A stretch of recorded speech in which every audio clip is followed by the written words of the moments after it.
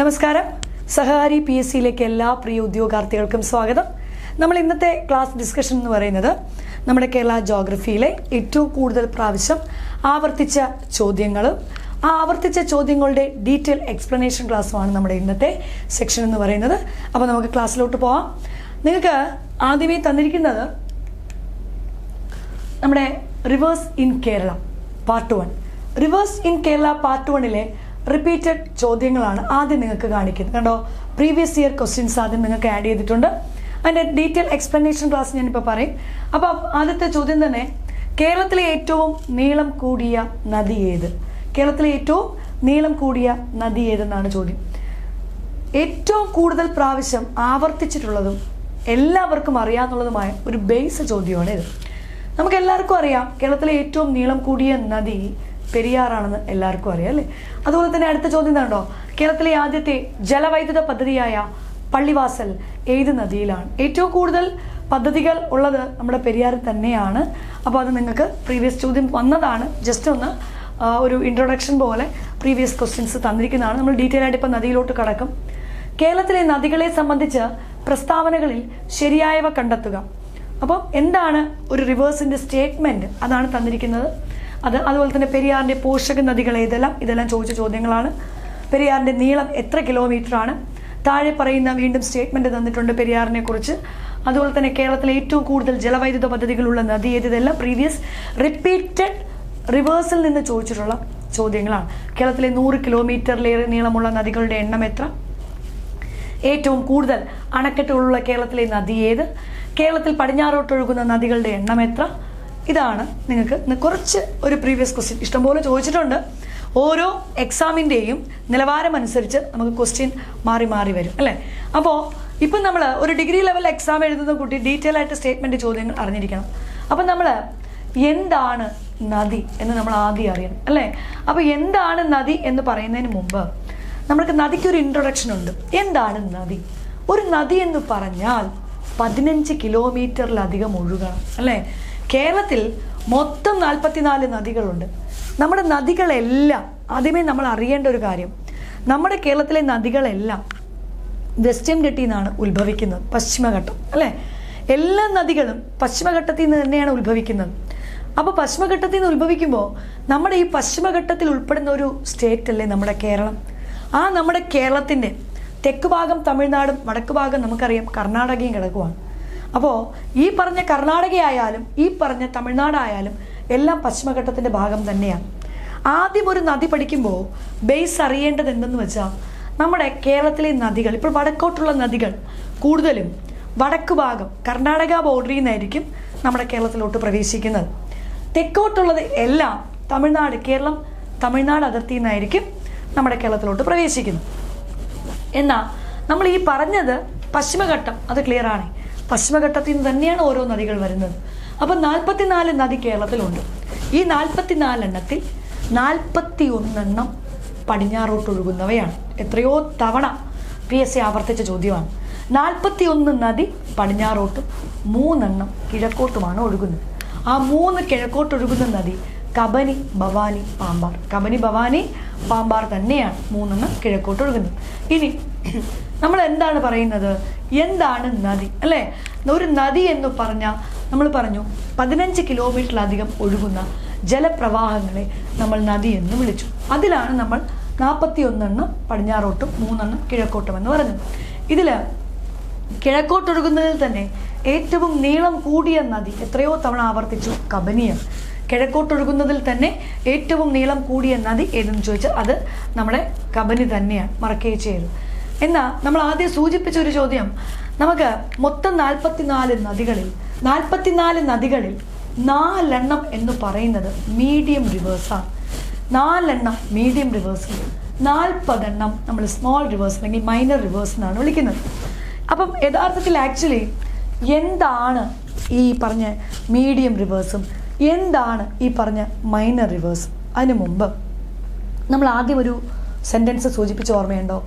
15 കിലോമീറ്ററിലധികം ഒഴുകുന്ന ജലപ്രവാഹങ്ങളെ നമ്മൾ നദിയായിട്ട് പ്രഖ്യാപിച്ചു എന്ന് പറഞ്ഞു കേരളത്തിൽ. അങ്ങനെയാണല്ലോ കേരളത്തിൽ 44 നദികളുടെ ലിസ്റ്റ് വരുന്നത്.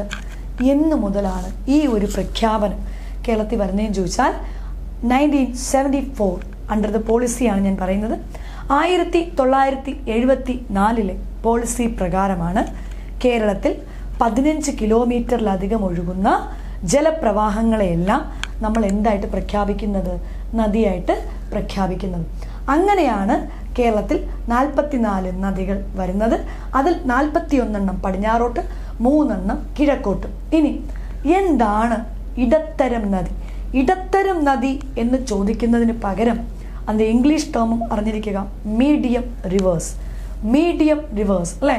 എന്താണ് what are called medium rivers എന്ന് ചോദിച്ചാൽ, പരീക്ഷയ്ക്ക് ഈ കഴിഞ്ഞ ലേറ്റസ്റ്റ് ഒരു കമ്പനി ബോർഡ് LGS വന്ന ചോദ്യമാണ്, താഴെ തന്നിരിക്കുന്നതിൽ ഇടത്തരം നദി അല്ലാത്തത് ഏതെന്ന് ചോദിച്ചു. താഴെ തന്നിരിക്കുന്നതിൽ ഇടത്തരം നദി അല്ലാത്തത്. അപ്പോൾ അതിൽ ഓപ്ഷനിൽ ഉണ്ടായിരുന്നത് പമ്പ, ചാലിയാർ, ഭാരതപ്പുഴ, കല്ലടയാർ, ഈ 4 ഓപ്ഷനാണ് ഉണ്ടായിരുന്നത്.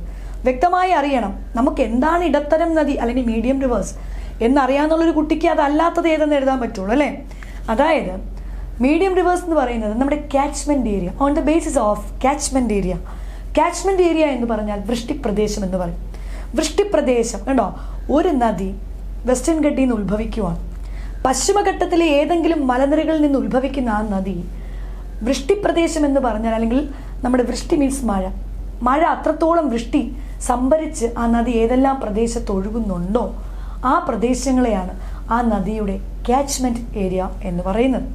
അങ്ങനെ on the basis of catchment ഏരിയയുടെ അടിസ്ഥാനത്തിൽ അല്ലെങ്കിൽ വൃഷ്ടിപ്രദേശത്തിൻ്റെ അടിസ്ഥാനത്തിൽ ഉദ്ദേശിക്കുന്നത് ഒരു നദിയുടെ വൃഷ്ടിപ്രദേശം എടുത്താൽ 2000-നും 20,000 കിലോമീറ്റർ സ്ക്വയറിനും ഇടയ്ക്കാണോ കാച്ച്മെന്റ് ഏരിയ? 2000-നും 20,000 ചതുരശ്ര കിലോമീറ്ററിനും ഇടയിലാണോ ഒരു നദിയുടെ വൃഷ്ടിപ്രദേശം? അങ്ങനെയാണെങ്കിൽ ആ നദികളെല്ലാം മീഡിയം റിവേഴ്സിലാണ് ഉൾപ്പെടുന്നത്. മീഡിയം റിവേഴ്സ് എന്ന് പറഞ്ഞാൽ ഇടത്തരം നദികളിൽ ഉൾപ്പെടും. നമ്മുടെ കേരളത്തിൽ 44 നദികളിൽ വെറും 4 മാത്രമേ മീഡിയം റിവേഴ്സിൽ ഉൾപ്പെടുന്നുള്ളൂ. ക്ലിയർ അല്ലേ? അതായത് നമ്മുടെ കേരളത്തിൽ മൊത്തം 44 നദിയില്ലേ, അതിൽ 4 നദികൾ മാത്രമേ മീഡിയം റിവേഴ്സിൽ ഉൾപ്പെടുന്നുള്ളൂ, അതായത് ഇടത്തരം നദികളിൽ ഉൾപ്പെടുന്നുള്ളൂ. അവ ഏതൊക്കെയെന്ന് ചോദിച്ചാൽ, ആദ്യം നിൽക്കുന്ന ഏറ്റവും വലിപ്പം കൂടിയ നദികളിൽ കേരളത്തിലെ ഫസ്റ്റ് ലിസ്റ്റിൽ നിൽക്കുന്ന ആദ്യത്തെ 4 അതായത് പെരിയാർ, ഭാരതപ്പുഴ, പമ്പ, ചാലിയാർ. ഇത് 4 കേരളത്തിൽ മീഡിയം റിവേഴ്സ് എന്നറിയപ്പെടുന്നത്, അല്ലെങ്കിൽ ഇടത്തരം നദികൾ എന്നറിയപ്പെടുന്നത്. അപ്പോൾ നമ്മുടെ ഓപ്ഷൻ എന്തായിരുന്നു? പമ്പയുണ്ടായിരുന്നു, ചാലിയാർ ഉണ്ടായിരുന്നു, ഭാരതപ്പുഴ ഉണ്ടായിരുന്നു, അതുപോലെ തന്നെ കല്ലടയാർ ഉണ്ടായിരുന്നു. കണ്ടോ? അപ്പോൾ നമുക്ക് വ്യക്തമായിട്ടറിയാം ഇതിലിപ്പോൾ വൃഷ്ടിപ്രദേശത്തിൻ്റെ അടിസ്ഥാനം കണ്ടോ, കാച്ച്മെന്റ് ഏരിയ 2000-നും 20,000-നും ഇടയിൽ നമ്മൾ 4 ഉള്ളൂ എന്ന് പറഞ്ഞേ. അപ്പോൾ ഇതിലേതാണ് ഇടത്തരമല്ലാത്തത്? കല്ലടയാറായിരുന്നു ആൻസർ. ഏതായിരുന്നു? കല്ലടയാറായിരുന്നു. അപ്പോൾ ഈ 40 ബാക്കിയുണ്ടല്ലോ, 4 മീഡിയം റിവേഴ്സ്. അപ്പോൾ ബാക്കി 40 നമ്മൾ സ്മോൾ റിവേഴ്സ്, ചെറുനദികൾ, മൈനർ റിവേഴ്സ് അല്ലെങ്കിൽ സ്മോൾ റിവേഴ്സ് എന്ന് വിളിക്കുന്നത്. ക്ലിയർ അല്ലേ? മറന്നേ പോകരുത്. ആദ്യം അറിഞ്ഞിരിക്കേണ്ട മെയിൻ ഒരു സ്റ്റേറ്റ്മെൻ്റാണ് ഞാൻ പറഞ്ഞത്. എന്താണ് ഇടത്തരം നദി അല്ലെങ്കിൽ മീഡിയം റിവേഴ്സ്? ക്ലിയർ അല്ലേ? ക്ലിയർ ആണേ? 2000-നും 20,000-നും ഇടയിൽ നമ്മുടെ കാച്ച്മെന്റ് ഏരിയ, വൃഷ്ടിപ്രദേശം അല്ലെങ്കിൽ നീർവാഴ്ച പ്രദേശം ഉള്ള നദികളെ നമ്മൾ ഇടത്തരം നദികൾ എന്ന് വിളിക്കുന്നു. ക്ലിയർ ആണേ? അങ്ങനെ നമുക്ക് 4 നദികളെ കേരളത്തിലുള്ളൂ. ഇടത്തരം നദികൾക്ക് ഉദാഹരണം പെരിയാർ, ഭാരതപ്പുഴ, പമ്പ, ചാലിയാർ. എന്നാൽ ബാക്കി 40 മൈനർ റിവേഴ്സ് ആണ്. ക്ലിയർ അല്ലേ? എന്നാൽ ഈ 44 നദിയുണ്ട് കേരളത്തിൽ അല്ലേ, ഇതിൽ 100 കിലോമീറ്റേഴ്സിന് അബോവ്, അതായത് 100 കിലോമീറ്ററിന് കൂടുതൽ, മോർ ദാൻ 100 കിലോമീറ്റർ അല്ലേ.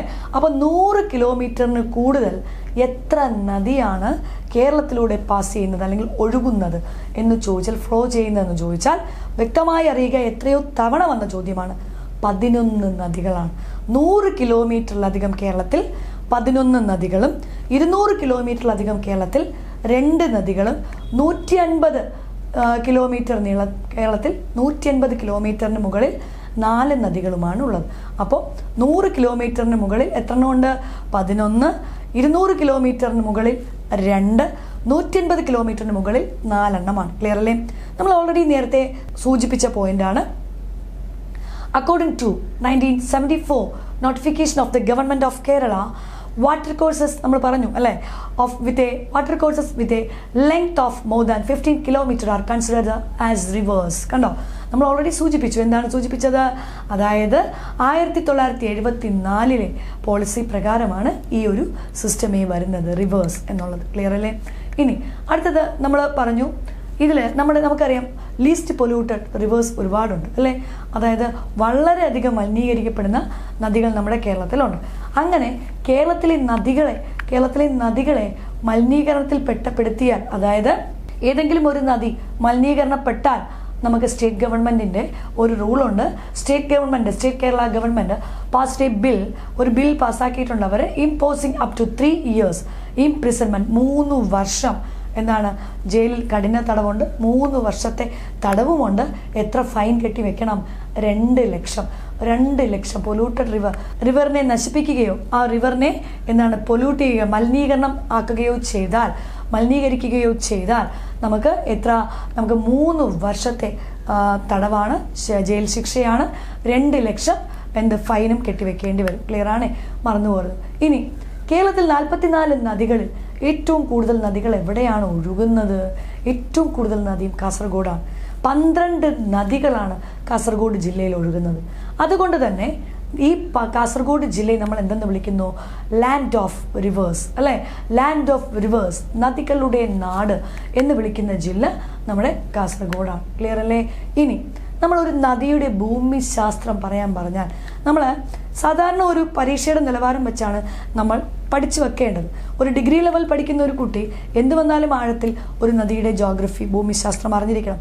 കാരണം ഒരു നദിയുടെ ജോഗ്രഫി എന്ന് പറയുമ്പം നദിയിൽ എന്തൊക്കെ വരും? നദീതട പ്രദേശം വരും. അതാണ് റിവർ ബേസിൻ ഏരിയ. നദീതട പ്രദേശം നദിയുടെ ഭൂമിശാസ്ത്രമാണ്. അതുപോലെ തന്നെ കാച്ച്മെൻറ്റ് ഏരിയ, ഞാൻ നേരത്തെ പറഞ്ഞില്ലേ, വൃഷ്ടിപ്രദേശം നദിയുടെ ഭൂമിശാസ്ത്രത്തിൽ വരുന്നതാണ്. അപ്പോൾ ഇതെല്ലാം നദിയുടെ ജോഗ്രഫി ഓഫ് റിവേഴ്സിൽ വരുന്നതാണ്. ഫസ്റ്റ് നോക്കാം, റിവർ ബേസിൻ ഏരിയ. എന്താണ് നദീ തടപ്രദേശം? ഇതിൻ്റെ മലയാളമാണ് നദീ തടപ്രദേശം, റിവർ ബേസിൻ ഏരിയ. അതായത് ഒരു നദി അത് ഒഴുകി വരുമ്പോൾ എവിടെ നിന്ന് ഒഴുകി വരാമല്ലോ, നമ്മൾ പറഞ്ഞല്ലോ പശ്ചിമഘട്ടത്തിലെ ഏത് മലനിരകളിൽ നിന്നും ഒരു നദിക്ക് ഉത്ഭവിക്കാം അല്ലേ. അപ്പോൾ ഒഴുകി വരുന്ന ആ നദിയെ മറ്റ് ആ നദിയെ ഒഴുകി വരുന്ന പ്രദേശത്ത് മറ്റ് ജീവജാലങ്ങൾ ആശ്രയിക്കുന്നുണ്ടെങ്കിൽ ആ പ്രദേശമാണ് ആ നദിയുടെ റിവർ ബേസിൻ ഏരിയ അല്ലെങ്കിൽ നദീ തടപ്രദേശം എന്ന് പറയുന്നത്. ക്ലിയർ അല്ലേ?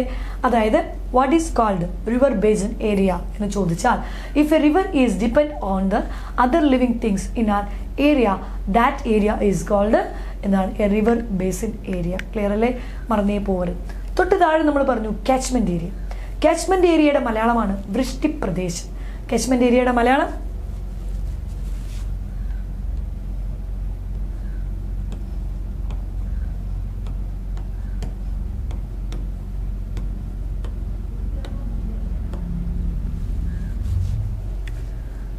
PSC ആവർത്തിച്ച് ചോദിച്ചിട്ടുണ്ട്. അതുകൊണ്ടാണ് ഞാൻ മലയാളം കൂടെ എഴുതിയത്. വൃഷ്ടിപ്രദേശം, കാച്ച്മെൻറ്റ് ഏരിയ, വൃഷ്ടിപ്രദേശം. എന്താണ് കാച്ച്മെൻറ്റ് ഏരിയ, വൃഷ്ടിപ്രദേശം എന്ന് പറയുന്നത്? നമ്മൾ പറഞ്ഞു, അതായത് ഒരു നദി ഒഴുകി വരുമ്പോൾ അതിൻ്റെ വൃഷ്ടിയെല്ലാം സംഭരിച്ച് ആ നദി, അതിൻ്റെ പോഷക നദികൾ ഉൾപ്പെടെയായിരിക്കും അത് ഒഴുകി വരുന്നത് അല്ലേ. അങ്ങനെ വരുന്ന ആ നദികളെയാണ് ആ നദികൾ, അതായത് ഒരു നദിക്ക് സ്വന്തമായിട്ട് ഒഴുകി പോയ ഒരു കടലിലോ കായലിലോ സമുദ്രത്തിലോ പതിക്കാൻ പറ്റില്ലല്ലോ. ഒരു നദി എവിടെ നിന്നാണോ ഉത്ഭവിക്കുന്നത്, അത് ഉത്ഭവിക്കുന്ന സ്ഥലത്ത് നിന്ന് തന്നെ അത് ഒഴുകി വരുന്ന ഭാഗങ്ങളിൽ അതിൻ്റെ ഒരുപാട് ട്രിബ്യൂട്ടറീസ് അല്ലേ, അതായത് സ്മോൾ റിവേഴ്സ് എല്ലാം വന്ന് അതിൽ ആഡാം. അങ്ങനെ അതിനെയൊക്കെ വഹിച്ചുകൊണ്ട് അതെന്താണ് അത്രത്തോളം നീർവാഴ്ചയിൽ വൃഷ്ടിപ്രദേശത്തിലെല്ലാം സംഭരിച്ചുകൊണ്ട് അവ ഒഴുകിച്ചേരുന്നതാണ്. ആ പ്രദേശത്തെയാണ് കാച്ച്മെൻറ്റ് ഏരിയ എന്ന് പറയുന്നത്. The area of land where rainwater flows into a river or its tributaries is called a catchment area. All the small streams and springs that flow into the river are part of this area. എല്ലാ small tributary റിവേഴ്സും എല്ലാം ഇതിൻ്റെ catchment ഏരിയയുടെ ഭാഗമായിട്ട് തന്നെയാണ് വരുന്നത്. Clear ആണേ, മറന്നേ പോകരുത്. ഇനി എന്താണ് ഒരു റിവർ സോഴ്സ് ഓഫ് റിവർ? കണ്ടോ എന്ന് പറഞ്ഞാൽ ഒരു നദിയുടെ ഉത്ഭവസ്ഥാനം എന്ന് നമ്മൾ പറയും. പച്ച മലയാളത്തിൽ പറയുവാണെങ്കിൽ പ്രഭവസ്ഥാനം. കറക്റ്റ്, പ്രഭവസ്ഥാനം. എന്താണ് ഒരു നദിയുടെ പ്രഭവസ്ഥാനം അല്ലെങ്കിൽ ഉത്ഭവസ്ഥാനം? നമുക്കറിയാം എന്താണ് ഒരു നദിയുടെ ഉത്ഭവസ്ഥാനം? അപ്പം നമ്മുടെ മനസ്സിൽ എന്തായിരിക്കും വരുന്നത്? ഒരു നദി ഉത്ഭവിക്കുന്ന സ്ഥാനം, അതാണല്ലോ സ്വാഭാവികമായിട്ട് ഉത്ഭവസ്ഥാനം അല്ലെങ്കിൽ പ്രഭവസ്ഥാനം എന്ന് പറയുന്നത്. എന്നാൽ വ്യക്തമായിട്ട് അറിയുക, ഒരു നദി ഉത്ഭവിക്കുമല്ലോ, അത് ഉത്ഭവിക്കുന്നത് എങ്ങനെ? അത് ശക്തമായി ഉത്ഭവിക്കുന്ന സ്ഥാനമാണ്. അപ്പോൾ ഒരു നദി എവിടെ നിന്നും ഉത്ഭവിക്കാം, അതിൻ്റെ എന്താണ്, അത് ശക്തമായിട്ടുള്ള അതിൻ്റെ നീരൊഴുക്ക് എവിടെ വച്ചാണോ ഒരു നദി ഒറിജിനേറ്റ് ചെയ്യുന്നത്, എങ്ങനെ സ്ട്രെങ്തായിട്ട് അത് ഒറിജിനേറ്റ് ചെയ്യുന്നത്, ശക്തമായി വരുന്ന ആ നീരൊഴുക്ക്, അതാണ് സോഴ്സ് ഓഫ് റിവർ എന്ന് വിളിക്കുന്നത്, അല്ലെങ്കിൽ റിവർ സോഴ്സ് എന്ന് വിളിക്കുന്നത്, പ്രഭവസ്ഥാനം അല്ലെങ്കിൽ സോഴ്സ് ഓഫ് റിവർ. ക്ലിയർ ആണേ? എന്താണ് അപ്പോൾ source of a river? The source of the river is the place where the water flow gains in the strength ആണ്. കണ്ടോ, ഞാൻ പറഞ്ഞു ശക്തമായിട്ട് അതിൻ്റെ നീരൊഴുക്ക്, അതാണ് ആ സ്ഥാനമാണ് അതിൻ്റെ പ്രസ്തുത നദിയുടെ പ്രഭവസ്ഥാനം എന്ന് പറയുന്നത്. ക്ലിയർ ആണേ? എന്താണ് course of a river? River course എന്ന് പറഞ്ഞാൽ നമ്മൾ എന്താണ് കറക്റ്റ് പറയുന്നെങ്കിൽ റിവർ കോഴ്സിനെ പറയുന്നത് നദീപഥം എന്നാണ്. നദീപഥമാണ് റിവർ കോഴ്സ്. നദീപഥം കേട്ടോ, മലയാളം കൂടെ ഓർത്തിരിക്കുക.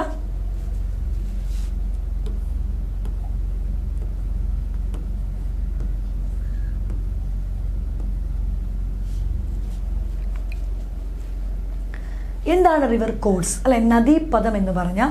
നമ്മൾ ആദ്യം പറഞ്ഞു എന്താണ് റിവർ സോഴ്സ്?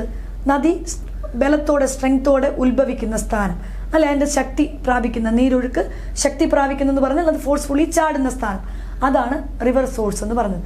അങ്ങനെ ചാടിക്കഴിയുന്ന നദി ഒഴുകുമല്ലോ. ഇപ്പം തന്നെ കണ്ടോ, നിങ്ങൾക്ക് പിക്ചർ വ്യക്തമായിട്ട് കാണാം. ഇവിടെ കണ്ടോ പിക്ചർ, അതായത് ഇവിടെ നിന്ന് ഒരു നദി ഇപ്പോൾ ഒഴുകുന്നെന്ന് വിചാരിക്കാം. ഈ സ്ഥാനമാണ് അതിൻ്റെ പ്രഭവസ്ഥാനം എന്ന് പറയുന്നത്. ഇനി ഈ പ്രഭവ കണ്ടോ, ഇത് റിവർ, ഇതാ ഇവിടെ നിന്നതാ സ്ട്രെങ്ത് ആയിട്ട്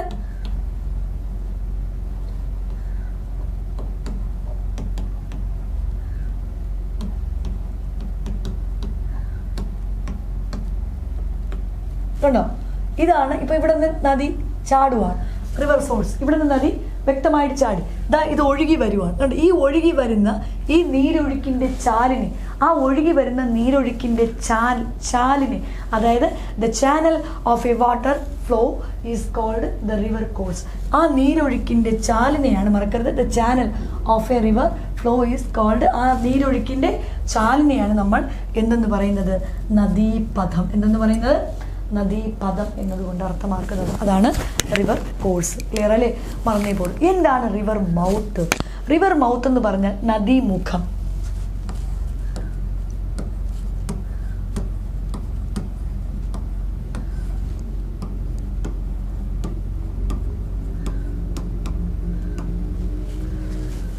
വ്യക്തമായിട്ട് അറിയണം, നദീമുഖം അല്ലെങ്കിൽ പതനസ്ഥാനം. ഒരു നദി ലാസ്റ്റ് ഒഴുകി കടലിലോ കായലിലോ സമുദ്രത്തിലോ ഒക്കെ ചെന്ന് ചേരണമല്ലോ, ആ സ്ഥാനമാണ് എന്ത്? നദീമുഖം അല്ലെങ്കിൽ റിവർ മൗത്ത് അല്ലെങ്കിൽ പതനസ്ഥാനം എന്ന് പറയുന്നത്. അതായത് the place where river flows in to the sea or a body of a water is called the headwaters of the mouth of the river. കണ്ടോ, മൗത്ത് ഓഫ് ദ റിവർ മറക്കുകയും ചെയ്യരുത്. Clear ആണ്? ഇതാണ് ഒരു നദിയുടെ നദീമുഖം. ഒരു നദി ഒഴുകിച്ചേർന്ന് അവസാനം പോയി പതിക്കുന്ന ഇടം, അതാണ് റിവർ മൗത്ത് അല്ലെങ്കിൽ പതനസ്ഥാനം എന്ന് വിളിക്കുന്നത്. വ്യക്തമല്ലേ? അപ്പോൾ ഇത് ആദ്യമായിട്ട് ഇത് ഇത്രയും നമ്മൾ പറഞ്ഞ ഏതിൻ്റെതാണ്? നമ്മുടെ ജോഗ്രഫി, റിവേഴ്സിൻ്റെ ജോഗ്രഫിയാണ്. അതായത് നദികളുടെ ഭൂമിശാസ്ത്രത്തിൽ വരുന്ന ടേമുകളാണ് മസ്റ്റായിട്ട് അറിയേണ്ടത്. ട്രിബ്യൂട്ടറീസ്, എന്താണ് പോഷക നദികൾ? ഒരു പോഷക നദി എന്ന് പറഞ്ഞാൽ നമുക്കറിയാം, നമ്മൾ ഓൾറെഡി സൂചിപ്പിച്ചു, ഒരു നദി, മെയിൻ നദി ഉത്ഭവിക്കുന്നു. അത് ഉത്ഭവിക്കുമ്പോഴേ അതിൻ്റെ അടുത്ത് ഒരുപാട് സുഹൃത്തുക്കൾ വന്ന് ചേരും അല്ലേ? നമ്മൾ തന്നെ നമുക്കിപ്പോൾ ഒരുപാട് ഫ്രണ്ട്സ് കാണും. അപ്പോൾ അതുപോലെ നമുക്ക് ഒരുപാട് നമ്മൾ ഫ്രണ്ട്സ്, നമുക്കറിയാം നമുക്ക് തന്നെ ഒരുപാട് ഫ്രണ്ട്സ് അവരുടെ ബന്ധങ്ങൾ കാണും അല്ലേ? അതുപോലെ ഒരു നദി എവിടെ നിന്ന് ഉത്ഭവിച്ചാലും ആ നദിയുടെ ഒഴുക്കിലോട്ട് മറ്റുള്ള ചെറിയ ചെറിയ നദികൾ വന്ന് ചേർന്നാലല്ലേ ഈ മെയിൻ നദിക്ക് ബലം കിട്ടുള്ളൂ, ശക്തമായിട്ട് ഒഴുകാൻ പറ്റുള്ളൂ അല്ലേ? അപ്പോൾ നമ്മുടെ മനസ്സിൽ വരണം, വാട്ട് ഈസ് കോൾഡ് ട്രിബ്യൂട്ടറീസ് എന്ന് പറഞ്ഞാൽ small rivers that flows into a river bed and merge their own water, അവരുടെ സ്വന്തം ജലപ്രവാഹം അതിലോട്ട് ലയിക്കുന്നതാണ്. അതായത് പ്രധാന നദിയിലോട്ട് മറ്റ് നദികൾ വന്ന് ചേരുന്നത്, അല്ലെങ്കിൽ ആ മറ്റ് നദികളുടെ ചെറിയ നദികളുടെ സ്വന്തം ജലപ്രവാഹം പ്രധാന നദിയിലോട്ട് ലയിപ്പിക്കുന്നവയാണ് പോഷക നദികൾ, ട്രിബ്യൂട്ടറീസ് എന്ന് വിളിക്കുന്നത്. വ്യക്തമല്ലേ? ഇനി എന്താണ് റിവർ സിസ്റ്റം? റിവർ സിസ്റ്റത്തിൻ്റെ മലയാളമാണ് നദീവ്യൂഹം.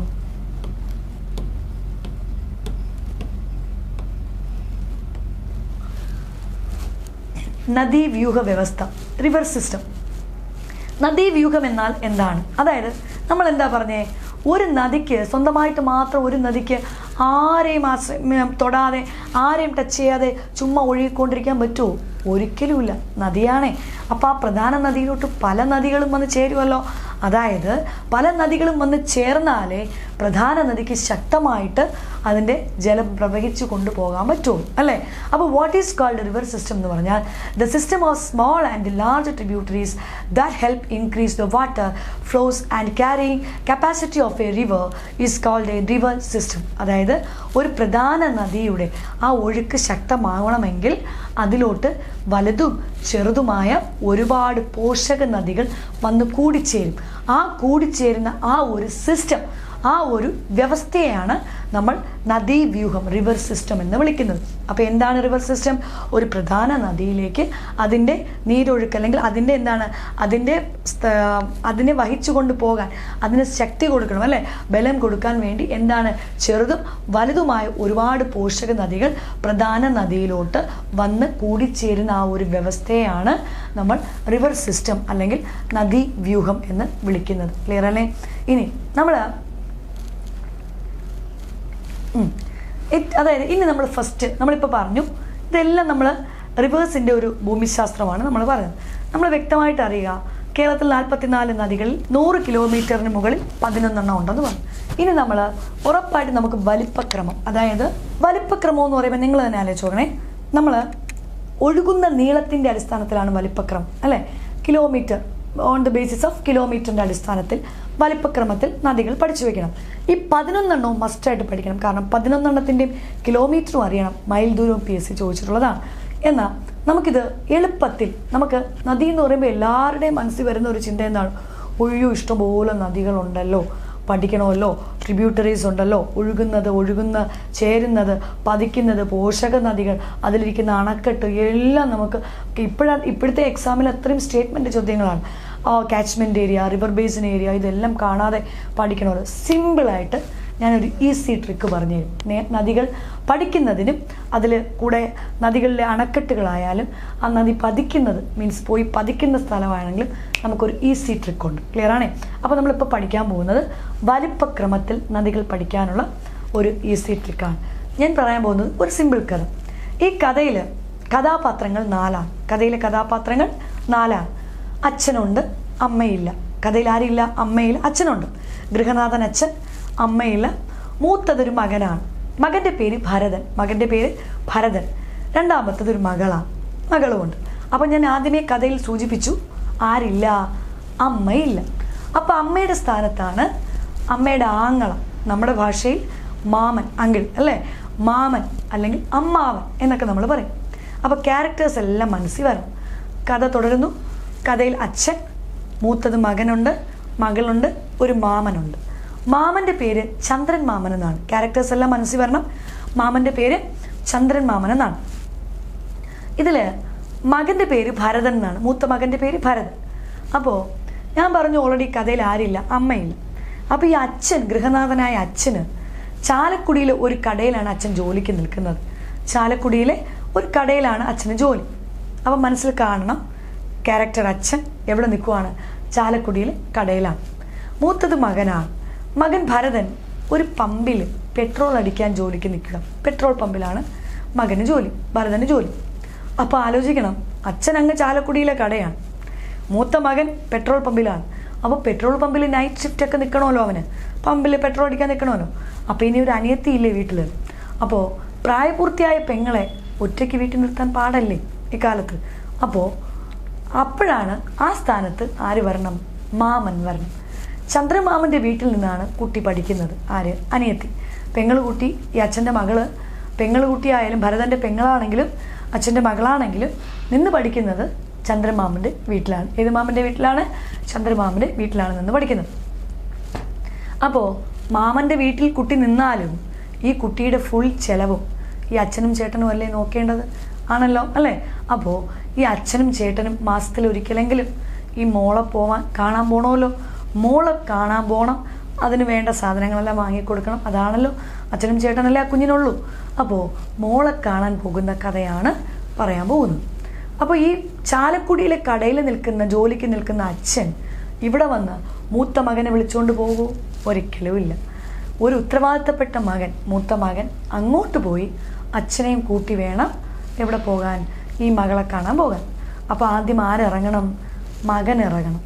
മൂത്ത മകൻ ഭരതൻ എന്നാണ് ഞാൻ പറഞ്ഞത് അല്ലേ? ആ മൂത്ത മകൻ എന്ന് നമ്മൾ, ആ മൂത്ത ഭരതൻ അല്ലേ എന്ന് നമ്മൾ തമിഴിൽ എങ്ങനെ തുടങ്ങും? മൂത്തവൻ എന്ന് പറഞ്ഞാൽ തമിഴിൽ പെരിയവൻ എന്നാണ്. പെരിയവൻ ആയ ഭരതൻ, പെരിയവൻ ആയ ഭരതൻ അവൻ ആദ്യം ഇറങ്ങണം. അവൻ ഇറങ്ങണമെങ്കിൽ എന്തടയ്ക്കണം? പമ്പടച്ചിട്ടേ ഇറങ്ങാൻ പറ്റുള്ളൂ. പെരിയവനായ ഭരതൻ പമ്പടച്ചു. പെരിയവനായ ഭരതൻ പമ്പടച്ചു. പമ്പടച്ചിട്ട് എങ്ങനെ നടക്കുന്നു? ചാലിലൂടെ. എങ്ങനെ നടക്കുന്നു? ചാലിലൂടെ. ചാലിലൂടെ നേരെ എവിടെ എത്തണം? ചാലക്കുടിയിലെ കടയിൽ. കാരണം അവിടെയാണല്ലോ അച്ഛൻ നിൽക്കുന്നത്. ചാലക്കുടിയിലെ കടയിലെത്തി. അവിടെ എത്തിയിട്ട് അച്ഛനെ കൂട്ടി നേരെ ബസ് കയറി പോകാൻ പോവുകയാണ്. കാരണം അനിയത്തി കാണാൻ പോകണമല്ലോ. ബസ്സിൻ്റെ ബോർഡ്, ഒറ്റ ബോർഡ് മനസ്സിൽ വരണം. കല്ലട മൂവാറ്റുപുഴ ബസ്. ഏത് ബസ്? കല്ലട മൂവാറ്റുപുഴ ബസ്സിൽ കയറി. കല്ലട മൂവാറ്റുപുഴ ബസ്. വെറും കൈയോടെ അനിയത്തിയെ കാണാൻ പോകാൻ പറ്റൂ? ഒരിക്കലും ഇല്ല. അപ്പോൾ അനിയത്തിക്ക് എന്തെങ്കിലുമൊക്കെ മേടിച്ചുകൊണ്ട് പോകണ്ടേ? അപ്പോൾ പട്ടണത്തിൽ, ടൗണിൽ ഇറങ്ങണമല്ലോ. ടൗണിൽ ഇറങ്ങി അനിയത്തിക്ക് വേണ്ട എന്തെങ്കിലും വാങ്ങും. പട്ടണത്തിലിറങ്ങി അവളൊരു പെൺകുട്ടിയല്ലേ, അവൾക്കും ആഗ്രഹങ്ങളൊക്കെ ഇല്ലേ? പട്ടണത്തിലിറങ്ങി വളയെല്ലാം വാങ്ങി. പട്ടണത്തിലിറങ്ങി എന്ത് വാങ്ങി? വള വാങ്ങി. എന്നിട്ട് നേരെ ഏത് മാമൻ്റെ വീട്ടിൽ വിട്ടു? ചന്ദ്രമാമൻ്റെ വീട്ടിൽ വിട്ടു. കഥ തീർന്നു. അതായത് കേരളത്തിൽ 100 കിലോമീറ്ററിലധികം ഒഴുകുന്ന 11 നദികൾ വലിപ്പക്രമത്തിൽ പഠിക്കാനുള്ള കോഡാണ് ഞാൻ പറഞ്ഞത്. ആൻഡ് ഈസി വേ ടു അല്ലേ learn the reverse of Kerala in order of size. ഓർക്കുക, സൈസ് വലിപ്പക്രമത്തിൽ നമ്മുടെ റിവേഴ്സ് പഠിക്കാനുള്ള ട്രിക്കാണ് പറഞ്ഞത്. കഥ എങ്ങനെയാണ് പറഞ്ഞത്? പെരിയവനായ ഭരതൻ പമ്പടച്ച് ചാലിലൂടെ ചാലക്കുടിയിലുള്ള കടയിലെത്തി അച്ഛനെ കൂട്ടി കല്ലട മൂവാറ്റുപുഴ ബസ്സിൽ കയറി പട്ടണത്തിലിറങ്ങി വളയും വാങ്ങി ചന്ദ്രമാമൻ്റെ വീട്ടിൽ പോയി. കണ്ടോ? ഒന്നുകൂടെ പറഞ്ഞേ, എൻ്റെ കൂടെ നിങ്ങളും ചേർന്ന് പറയണം. പെരിയവനായ, കണ്ടോ? പെരിയവനായ ഭരതൻ പമ്പടച്ച് ചാലിലൂടെ ചാലക്കുടിയിലുള്ള കടയിലെത്തി അച്ഛനെ കൂട്ടി കല്ലട മൂവാറ്റുപുഴ ബസ്സിൽ കയറി പട്ടണത്തിലിറങ്ങി വളയും വാങ്ങി ഏത് മാമൻ? ചന്ദ്രമാമൻ്റെ വീട്ടിൽ പോയി. ക്ലിയറാണ്? വളയും വാങ്ങി ചന്ദ്രമാമൻ്റെ വീട്ടിൽ പോയി. കണ്ടോ? വലിപ്പക്രമത്തിൽ നമ്മളെ നദികളുടെ കോഡാണ്. കണ്ടോ? ഫസ്റ്റ് ആരാണ് വന്നേ? പെരിയവൻ. പെരിയവൻ ആരാണ്? പെരിയാർ. 2 ഭരതൻ, ഭാരതപ്പുഴ. 3 പമ്പടച്ചു, പമ്പ. 4 ചാലിലൂടെ, ചാലിയാർ. ചാലക്കുടി, ചാലക്കുടിപ്പുഴ. കടയിലെത്തണം, കടലുണ്ടിപ്പുഴ. അച്ഛനെ കാണണം, അച്ഛൻ കോവിലാർ. നേരെ കയറി ബസ് കല്ലട, കല്ലടയാർ. മൂവാറ്റുപുഴ, മൂവാറ്റുപുഴയാർ. പട്ടണത്തിലിറങ്ങി വള പട്ടണം പുഴ. ചന്ദ്രമാമൻ, ചന്ദ്രഗിരിപ്പുഴ. ക്ലിയർ അല്ലേ? ഇതാ നോക്ക്, വലിപ്പക്രമത്തിൽ major rivers and their length അല്ലേ, അവരുടെ വലിപ്പക്രമത്തിൽ. പെരിയാർ ഫസ്റ്റ്, പെരിയവനല്ലേ? പെരിയാർ 244 കിലോമീറ്ററാണ്. ഭാരതപ്പുഴയുടെ നീളം എത്രയാണ്? 209 കിലോമീറ്ററാണ്. കണ്ടോ? അപ്പോൾ 2 നദികൾ എത്ര കിലോമീറ്ററിന് മുകളിലാണ്? 200 കിലോമീറ്ററിന് മുകളിൽ ഒഴുകുന്ന കേരളത്തിലെ ആ 2 നദികളാണ് പെരിയാറും ഭാരതപ്പുഴയും. 3 പമ്പടച്ചു, പമ്പ 176 കിലോമീറ്റർ. 4 ചാലിലൂടെ, ചാലിയാർ 169 കിലോമീറ്റർ, ചാലിയാർ. 5 ചാലക്കുടിപ്പുഴ 145.5, 5-ാം സ്ഥാനമല്ലേ? അപ്പോൾ അതിൽ 5 വരണ്ടേ? കണ്ടോ? 5 145, 1 4, 1 4 കൂട്ടിയാലല്ലേ 5, 145.5. 5-ാം സ്ഥാനം ചാലക്കുടിപ്പുഴ കേരളത്തിൽ. ചാലക്കുടിയിലെ കടലുണ്ടിപ്പുഴ 6-ാം സ്ഥാനം 130. 7-ാം സ്ഥാനം അച്ഛൻ കോവിലാർ. അച്ഛൻ കോവിലാറിൻ്റെ നീളം PS ചോദിച്ചിട്ടുണ്ട്. അച്ഛൻ കോവിലാർ 128. സിമ്പിൾ, അതിൽ അച്ഛനുണ്ടല്ലോ. അച്ഛനല്ലേ മക്കൾക്ക് 28 കിട്ടുന്നതെന്ന് ഓർത്താൽ. ക്ലിയർ ആണേ? അച്ഛനാണ് മക്കൾക്ക് 28 കിട്ടുന്നത്. 128 അച്ഛൻ കോവിലാർ. അച്ഛനെ കൂട്ടി നേരെ കയറിയ ബസ് കല്ലട 121. കാരണം നമ്മൾ ഒരേ ബസ്സിൻ്റെ ബോർഡാണല്ലോ വായിച്ചത്. അപ്പോൾ കല്ലടയും മൂവാറ്റുപുഴയും ഒരേ നീളമാണ്. അത് കഴിഞ്ഞിട്ട് നമ്മൾ പട്ടണത്തിൽ ഇറങ്ങി 10ാം സ്ഥാനം കണ്ടോ. കേരളത്തിൽ 10ാം സ്ഥാനത്ത് നിൽക്കുന്ന നദി 10 തന്നെയാണ്, 110 കിലോമീറ്റർ എന്ന് ഓർക്കുക. വളപട്ടണം. നേരെ ചന്ദ്രമാമൻ ചന്ദ്രഗിരിപ്പുഴ 105 കിലോമീറ്റർ. അപ്പോൾ 100 കിലോമീറ്ററിലധികം കേരളത്തിൽ ഒഴുകുന്ന എത്ര നദികൾ നമ്മൾ പറഞ്ഞു? 11 നദികളുടെ വലിപ്പക്രമമാണ് ഈ പറഞ്ഞത്. കിലോമീറ്റർ അറിഞ്ഞിരുന്നാൽ നമുക്കിതിൻ്റെ മൈൽ ദൂരം ചോദിച്ചാൽ കാണാതെ പഠിക്കേണ്ട. മൈൽ ദൂരം കാണാൻ 1.6 കൊണ്ട് ഡിവൈഡ് ചെയ്താൽ മതി, ഹരിച്ചാൽ മതി. 1.6 കൊണ്ട് ഹരിച്ചാൽ നമുക്ക് എന്ത് കിട്ടും? മൈൽ ദൂരം കിട്ടും. ക്ലിയർ ആണ്? അപ്പോൾ കിലോമീറ്റർ അറിയാമെങ്കിൽ മൈൽ ദൂരം കാണാൻ 1.6 കൊണ്ട് ഹരിച്ചാൽ മതി. ഇനി നമ്മളിപ്പോൾ വലിപ്പക്രമം പറഞ്ഞപ്പോൾ വലുതിൽ നിന്ന് ചെറുതിലോട്ടാണ് പോയത്. 44 നദികളിൽ 11 നദികളുടെ വലിപ്പക്രമം, 100ന് മുകളിൽ ഒഴുകുന്ന 11 നദികളുടെ വലിപ്പക്രമമാണ് നമ്മൾ പറഞ്ഞത്. ഇനി ഷോർട്ടസ്റ്റ് ആൻഡ് ലാർജസ്റ്റ് റിവേഴ്സ്, അതായത് നമ്മൾ ഏറ്റവും ചെറുതിൽ നിന്ന് വലുതിലോട്ട് പോകുമല്ലോ. അപ്പം നമുക്ക് ഏറ്റവും നീളം കുറഞ്ഞത് നമുക്കറിയാം. ദ ലാർജസ്റ്റ് റിവർ ഇൻ കേരളത്തിലെ ഏറ്റവും നീളം കൂടിയ നദി 244 കിലോമീറ്റർ ഒഴുകുന്ന നമ്മുടെ ഇത് പെരിയാറാണെങ്കിൽ നമുക്കറിയാം ഏറ്റവും ചെറിയവനാരാണ്? 16കാരനാണ്, മഞ്ചേശ്വരം പുഴ. കാരണം 44 നദികളിൽ ലാസ്റ്റ് നിൽക്കുന്നവൻ വെറും 16കാരനാണ്.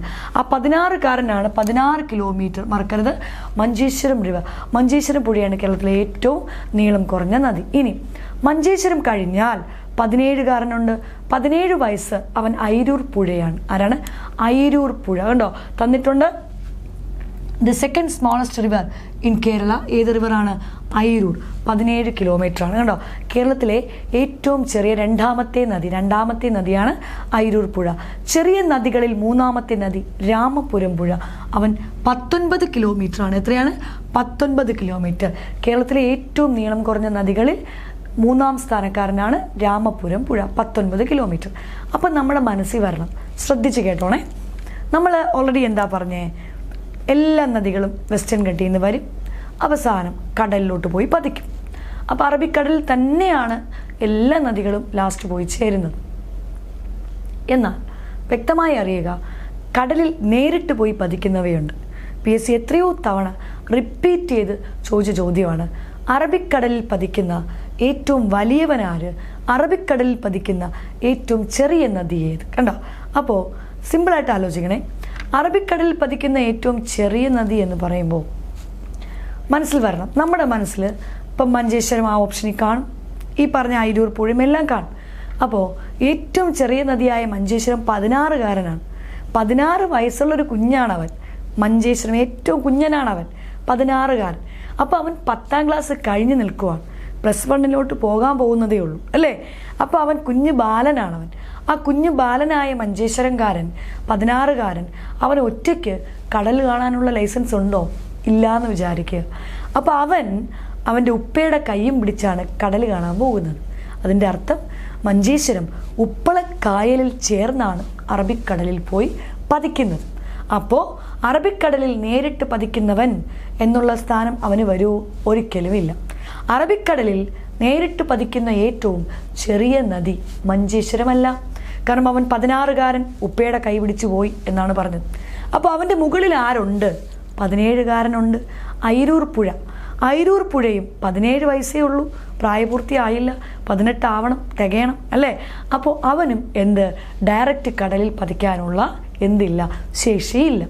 അപ്പോൾ അതിന് മുകളിൽ ആരുണ്ട്? ഉണ്ട് രാമപുരം പുഴ. നമ്മളിപ്പോൾ പറഞ്ഞില്ലേ, അവൻ കണ്ണൂർക്കാരനാണ്, വടക്കോട്ടൽ കണ്ണൂർക്കാരൻ, കണ്ണൂർ ജില്ല വടക്കല്ലേ. 19 വയസ്സാണ് അവൻ. അപ്പോൾ 18 പൂർത്തിയായവൻ അല്ലേ. 19കാരനാണ് ആര്? രാമപുരം പുഴ. അപ്പോൾ അവന് ഡയറക്റ്റ് ലൈസൻസ് കിട്ടിയല്ലോ, അവന് കടലിൽ പോകാൻ പറ്റുമല്ലോ. PSC ചോദിച്ചതാണ്. കടലിൽ പതിക്കുന്ന ഏറ്റവും നീളം കുറഞ്ഞ നദി ഏതെന്ന്? 19 കിലോമീറ്റർ ഒഴുകുന്ന രാമപുരം പുഴയാണ് കടലിൽ പതിക്കുന്ന ഏറ്റവും നീളം കുറഞ്ഞത്. എന്നാൽ കടലിൽ പതിക്കുന്ന ഏറ്റവും നീളം കൂടിയത് പെരിയവനല്ല. കാരണം എന്തെന്നറിയാവോ?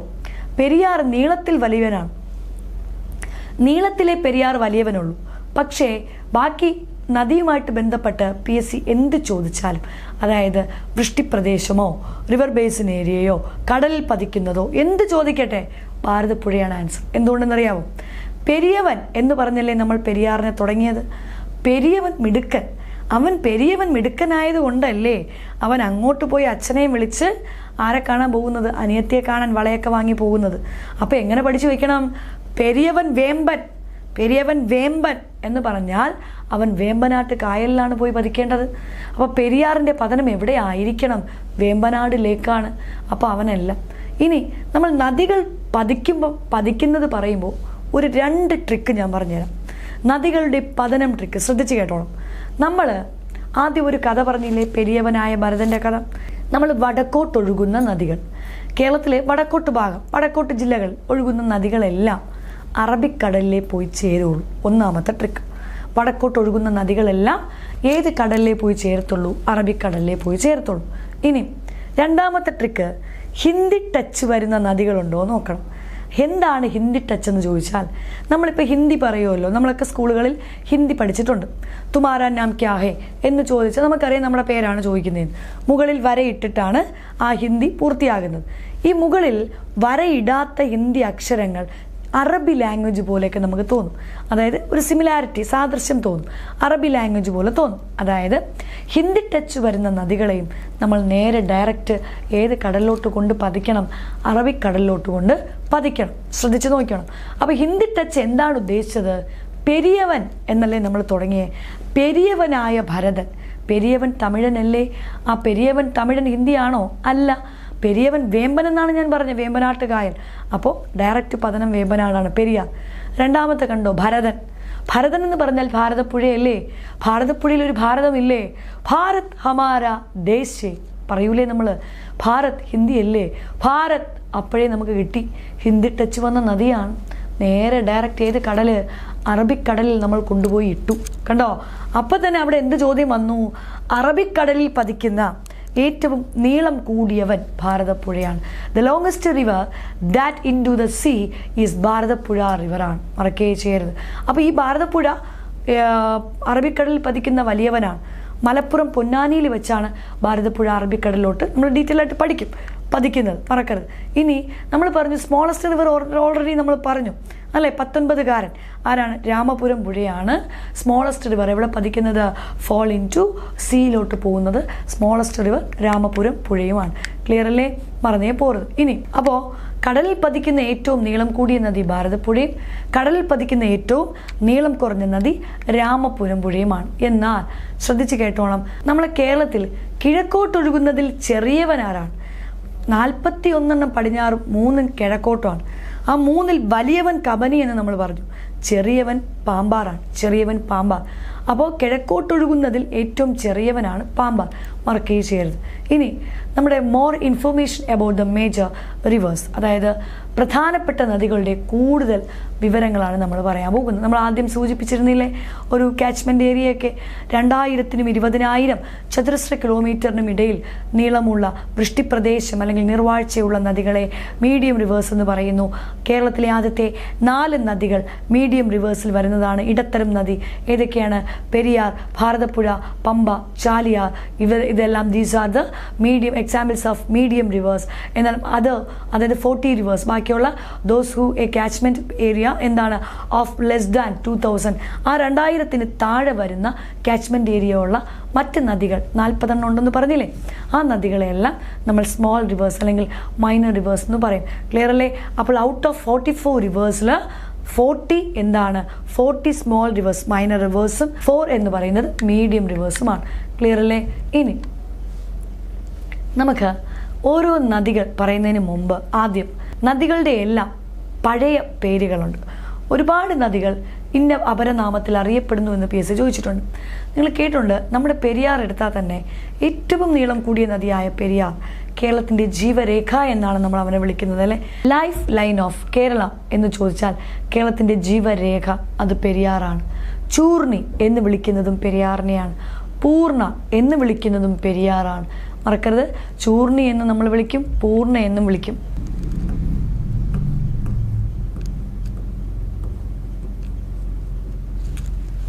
ചൂർണി, പൂർണ്ണ ഇതെല്ലാം പെരിയാർ തന്നെയാണ്. തലയാർ, തലയാർ കണ്ടോ? തല ഇങ്ങനെ വരണം, മനസ്സിൽ വരണം. തല, പാമ്പിൻ്റെ തല, പാമ്പാർ. തലയാർ പാമ്പാറാണ്. ബേപ്പൂർ റിവർ, ബേപ്പൂർ എന്ന് കേൾക്കുമ്പോഴേ കോഴിക്കോട് ബേപ്പൂർ അല്ലേ? ബേപ്പൂർ റിവർ ചാലിയാർ നദി, ബേപ്പൂർ റിവർ ചാലിയാർ നദിയാണ്. കരിമ്പുഴ നദി, കരിമ്പുഴ ചാലിയാറിനെയും പറയുന്നുണ്ട്, കടലുണ്ടിയെയും പറയുന്നുണ്ട്. കാരണം ചാലിയാറിൻ്റെയും ഒരു പ്രധാനപ്പെട്ട പോഷക നദി തന്നെയാണ് കരിമ്പുഴ. കടലുണ്ടിപ്പുഴയും എന്തെന്ന് വിളിക്കുന്നു? The most important Kadalundipuzha, Karimpuzha, ചാലിയാറും കരിമ്പുഴ. ഓർത്തോണേ. ബാരിസ്, ബാരിസ് ദക്ഷിണ ഭഗീരഥി എന്നെല്ലാം ചോദിച്ചാൽ അത് പമ്പയാണ്. ബാരിസ് ദക്ഷിണ ഭഗീരഥി എന്ന് വിളിക്കുന്നത് പമ്പയാണ്. നിള, പേര, നിള, പേര എന്ന് വിളിക്കുന്നത് ഭാരതപ്പുഴയാണ്. കേരളത്തിൻ്റെ നൈൽ, കേരളത്തിൻ്റെ നൈൽ, നിള, പേര എന്നൊക്കെ ചോദിച്ചാൽ ഭാരതപ്പുഴയാണ്. പയസ്വിനിപ്പുഴ നമ്മുടെ ചന്ദ്രഗിരിപ്പുഴയാണ്. പയസ്വിനിപ്പുഴ PS ചോദിച്ചതാണ്. പയസ്വിനിപ്പുഴ, ചന്ദ്രഗിരിപ്പുഴ. ഓർക്കുക. തേജസ്വിനിപ്പുഴ PS ചോദിച്ചിട്ടുണ്ട്. തേജസ്വിനി കേട്ടോ, തേജസ്വിനി കാര്യങ്കോട് നദിയാണ്, മറക്കരുത്.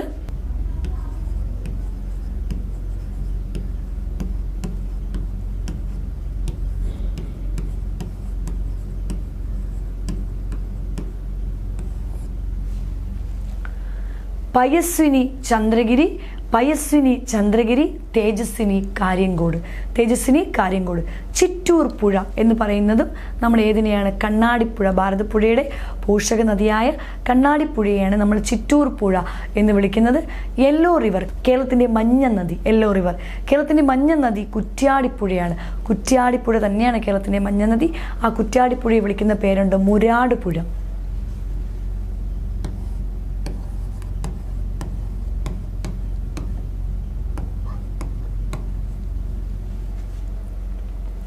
Kuttiadipuzha is also known as Murad പുഴ. മുരാട് പുഴ എന്താണ്? യെല്ലോ റിവർ തന്നെയാണ്. കേരള ഇംഗ്ലീഷ് ചാനൽ അല്ലേ? കേരളത്തിൻ്റെ ഇംഗ്ലീഷ് ചാനൽ എല്ലാവർക്കും അറിയാം, മയ്യഴിപ്പുഴ. കേരളത്തിൻ്റെ ഇംഗ്ലീഷ് ചാനലാണ് മയ്യഴിപ്പുഴ. ക്ലിയർ അല്ലേ? ഫസ്റ്റ് നമ്മൾ ഓരോ നദിക്കകത്തും കയറാൻ പോവാണ്. ഇത്രയും ഞാൻ പറഞ്ഞത് നമ്മുടെ എന്താണ് ഒരു നദിയുടെ ഇൻട്രൊഡക്ഷൻ പറഞ്ഞു, എവിടെ നിന്ന് വരുന്നു എന്ന് പറഞ്ഞു, ഭൂമിശാസ്ത്രം പറഞ്ഞു, നമ്മൾ കാച്ച്മെൻറ്റ് ഏരിയ എന്താണെന്ന് പറഞ്ഞു, ഓരോന്നും വ്യക്തമായിട്ട് പറഞ്ഞു, വലിപ്പക്രമം പറഞ്ഞു, 100 കിലോമീറ്ററിലധികം ഒഴുകുന്ന എല്ലാ നദികളും പറഞ്ഞു, കിലോമീറ്റർ പറഞ്ഞു, മൈൽ ദൂരം കാണാനുള്ള ഷോർട്ട് കട്ട് എന്താണ്? 1.6 കൊണ്ട് ഹരിക്കുക എന്ന് ഞാൻ പറഞ്ഞു.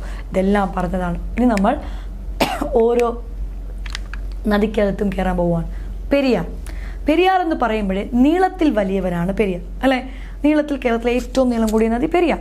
കാച്ച്മെൻറ്റ് ഏരിയ മസ്റ്റായിട്ട് അറിയുക, +2 ടെക്സ്റ്റിൽ വ്യക്തമായി കൊടുത്തിട്ടുണ്ട്. കാച്ച്മെൻറ്റ് ഏരിയ 5243 ചതുരശ്ര കിലോമീറ്ററാണ്.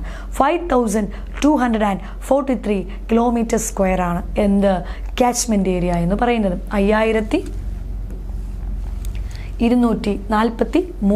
ചതുരശ്ര കിലോമീറ്ററാണ് catchment area. Length of the Periyar, പെരിയാറിൻ്റെ നീളം എത്രയാണ്? 244 കിലോമീറ്ററാണ്. ഈ പെരിയാർ എവിടെ നിന്നാണ് വരുന്നത്? ശ്രദ്ധിച്ച് കേട്ടോണേ. പെരിയാർ വരുന്നത് പെരിയവൻ ശിവഗിരി മലയിൽ നിന്നാണ്. ശിവഗിരി മല എല്ലാ കുട്ടികളും എഴുതും. യഥാർത്ഥത്തിൽ ശിവഗിരി മല എവിടെയാണ്?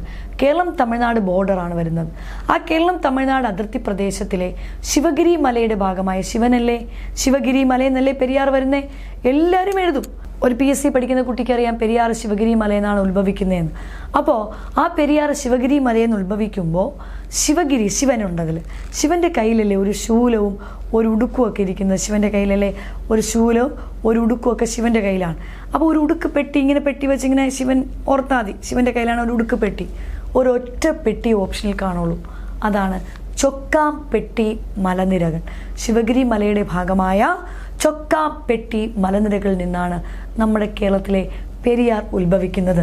ചൊക്കാംപെട്ടി ഹിൽസ് തമിഴ്നാട്ടിൽ കിടക്കുന്ന ഭാഗമാണ് ചൊക്കാംപെട്ടി, മറക്കേ ചെയ്യരുത്. ചൊക്കാംപെട്ടി മലനിരകൾ, ശിവഗിരി മലയുടെ ഭാഗമായ ചൊക്കാംപെട്ടി മലനിരകളിൽ നിന്നാണ് ആര് വരുന്നത്? പെരിയാർ നദി ഉത്ഭവിക്കുന്നത്. അങ്ങനെ ഉത്ഭവിച്ച പെരിയാർ നദി ഏതൊക്കെ ജില്ലകളിലൂടെ ഒഴുകും? ഇടുക്കി, എറണാകുളം. പെരിയാർ ഒഴുകുന്നത് ഇടുക്കി, എറണാകുളമാണ്. അങ്ങനെ ഒഴുകി വരുന്ന പെരിയാർ, നമ്മൾ പറഞ്ഞു പെരിയവൻ ഇടുക്കിയിലും എറണാകുളത്തും ഒഴുകണമെങ്കിൽ എറണാകുളത്ത് വേമ്പനാട്ട് കായൽ കിടക്കുമല്ലേ? നമ്മൾ പറഞ്ഞില്ലേ പെരിയവൻ വേമ്പനാണെന്ന്. ആ പെരിയവൻ വേമ്പൻ എന്ന് പറഞ്ഞാൽ പെരിയാറിൻ്റെ ആ റിവർ മൗത്ത് അല്ലെങ്കിൽ ഡ്രെയിനേജ് സിസ്റ്റം അല്ലെങ്കിൽ റിവർ മൗത്ത് നദീമുഖം പെരിയാറിൻ്റെത് എവിടെയാണ് പതിക്കുന്നത്? വേമ്പനാട് ലേക്ക്, വേമ്പനാട്ട് കായലിൽ തന്നെയാണ്. വേമ്പനാട് കായൽ ഇല്ലെങ്കിൽ ഓപ്ഷനിൽ കാണും വരാപ്പുഴ ലേക്ക്. വരാപ്പുഴക്കായൽ. വേമ്പനാട് അല്ലെങ്കിൽ വരാപ്പുഴക്കായൽ എന്ന് ഓർക്കുക. ക്ലിയറല്ലേ? പെരിയാറിൻ്റെ പതനം. ഇനി നമ്മൾ എന്താണ് പെരിയാറിൻ്റെ വിശേഷണങ്ങൾ? കേരളത്തിലെ ഏറ്റവും നീളം കൂടിയ നദി, the longest river in Kerala, അല്ലേ? ഏറ്റവും കൂടുതൽ വെള്ളം കൊണ്ടുപോയി ഒഴുകുന്ന നദിയാണ്, വലിയ നദിയാണ്. കാരണം വലിയ നദിയാണ്, അതുകൊണ്ട് ഇഷ്ടംപോലെ വെള്ളം ഒഴുകുന്നുണ്ട്. ഏറ്റവും നീളത്തിൽ ഒഴുകുന്ന നദി, ലൈഫ് ലൈൻ ഓഫ് കേരള എന്ന് ഞാൻ പറഞ്ഞു, ജീവരേഖ, കേരളത്തിൻ്റെ ജീവരേഖ എന്നൊക്കെ ഞാൻ പറഞ്ഞു. ഇനി ഈ പെരിയാറിനെ വിളിച്ച് നമ്മൾ പറഞ്ഞു ചൂർണി പൂർണ്ണ. ഓർമ്മയുണ്ടല്ലോ? പെരിയാറിനെ വിളിച്ചു ചൂർണി പൂർണ്ണ. ചൂർണി എന്ന് വിളിച്ചത് ആരാണ്? അർത്ഥശാസ്ത്രം എന്ന ഗ്രന്ഥത്തിൽ കൗടില്യൻ അല്ലെങ്കിൽ ചാണക്യൻ പരാമർശിച്ച പേരാണ് ചൂർണി. കൗടില്യനല്ലേ അർത്ഥശാസ്ത്രം എഴുതിയത്? ആ കൗടില്യൻ്റെ അർത്ഥശാസ്ത്രത്തിൽ മെൻഷൻ ചെയ്തതാണ് ചൂർണി. കൗടില്യൻ അല്ലെങ്കിൽ കൗടില്യൻ തന്നെയാണ് ആര്? ചാണക്യൻ.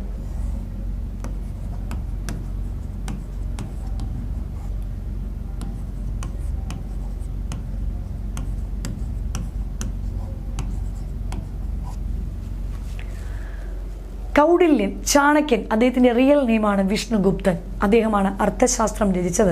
ആ അർത്ഥശാസ്ത്രത്തിൽ ചൂർണി എന്ന് പരാമർശിച്ച നദി, മെൻഷൻ ചെയ്ത നദി ഏതാണ്? പെരിയാറാണ്. പൂർണ്ണ എന്ന് വിളിച്ചത് ആദിശങ്കരനാണ്. ശങ്കരാചാര്യരാണ് പൂർണ്ണ എന്ന് നമ്മുടെ പെരിയാറിനെ വിളിച്ചത്. മാത്രമല്ല പെരിയാറല്ലേ ആലുവാപ്പുഴ, കാലടിപ്പുഴ? ആലുവാപ്പുഴയെന്നും കാലടിപ്പുഴയെന്നും എല്ലാം ചോദിച്ചാൽ ഉത്തരം ഒന്നേ ഉള്ളൂ, നമ്മുടെ പെരിയാർ തന്നെയാണ്.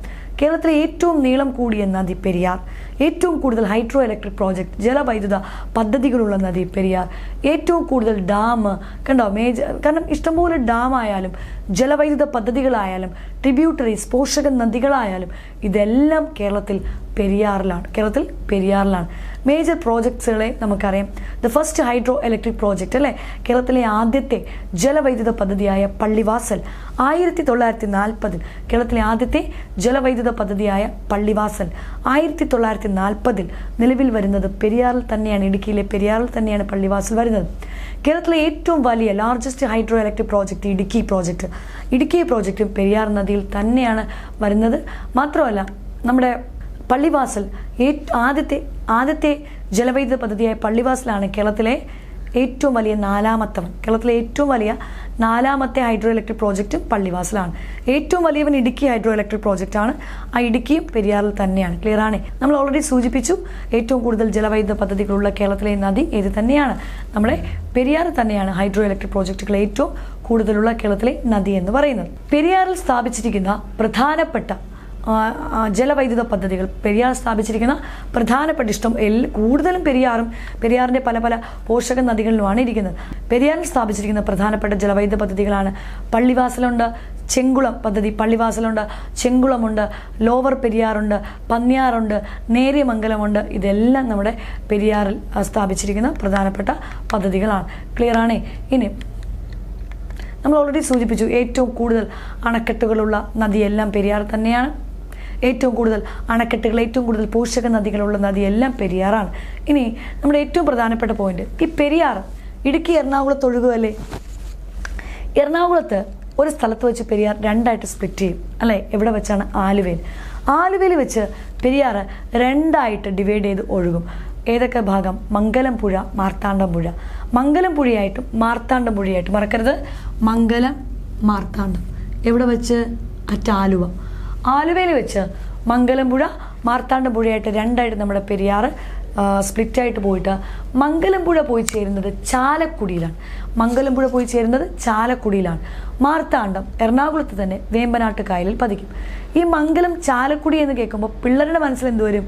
ചാലക്കുടി തൃശ്ശൂരല്ലേ എന്ന് അറിയണം. തൃശ്ശൂർ മാത്രമല്ല ചാലക്കുടി ഒഴുകുന്നത്, എറണാകുളത്ത് ഒഴുകി വരുന്നുണ്ട്. ആ എറണാകുളത്ത് ഒഴുകി വരുന്ന ചാലക്കുടിയിലാണ് മംഗലം പുഴ പോയി ചേരുന്നത്. കണ്ടോ? മംഗലം റിവർ ജോയിൻസ് ചാലക്കുടി അറ്റ് എവിടെയാണ്? എറണാകുളം. എറണാകുളത്ത് വെച്ചാണ് മംഗലം ചാലക്കുടിയുമായിട്ട് ചാലക്കുടിയിലോട്ട് പോയി ചേരുന്നത്. എറണാകുളത്ത് വെച്ചാണ് മംഗലം ചാലക്കുടിയിൽ പോയി ചേരുന്നത്. അതുപോലെ മാർത്താണ്ഡം നേരെ എറണാകുളത്ത് തന്നെ വേമ്പനാട്ട് കായലിലും പോയി അങ്ങ് പതിക്കും. ക്ലിയർ ആണ്? ഇനി ഈ പെരിയാറിൽ വെള്ളപ്പൊക്കം ഉണ്ടായിട്ടുണ്ടല്ലേ? പെരിയാറിലെ വെള്ളപ്പൊക്കം ശ്രദ്ധിച്ചു കേട്ടോണേ. കുട്ടികൾ ഒരുവിധം പെരിയാറിലെ വെള്ളപ്പൊക്കമൊക്കെ കുട്ടികൾക്ക് അറിയാം, PSC പഠിക്കുന്ന കുട്ടികളായിരുന്നു. എന്നാൽ സ്റ്റേറ്റ്മെന്റ് രൂപത്തിൽ വന്നാൽ പെരിയാറിലെ വെള്ളപ്പൊക്കം കാലഗണന ക്രമത്തിൽ ക്രമീകരിക്കുക എന്ന് പറഞ്ഞു വന്നാൽ തീർന്നു. അപ്പോൾ നമുക്ക് കറക്റ്റ് ഓർഡർ അറിഞ്ഞെങ്കിലേ നമുക്ക് എഴുതാൻ പറ്റൂ. ഫസ്റ്റ് വെള്ളപ്പൊക്കം പെരിയാറിൽ എന്ന് നടന്നു? AD 1341. AD 1341 കേരളത്തിൽ ഫസ്റ്റ് വെള്ളപ്പൊക്കം.